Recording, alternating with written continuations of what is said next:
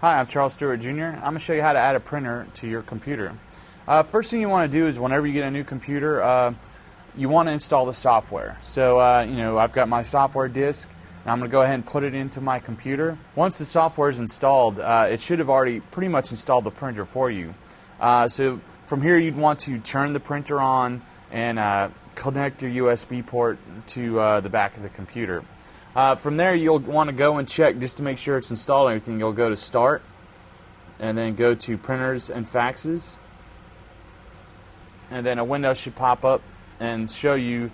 In this case, it did install, but in case it didn't, you would go to Add Printer,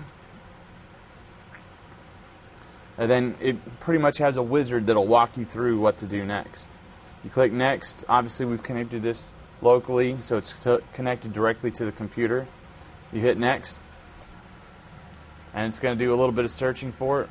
Okay, so from here we just hit Next. We're connected directly through our USB port. Next, or it could be a different port depending on what kind of computer you or printer you have. And then from here you would just walk through until you select your printer and model, and then once you're done, your printer should be ready to go, and you'll probably want to print a test page just to make sure everything worked out all right. And if the test page prints out, everything went smooth, and that's how to install a printer on your computer.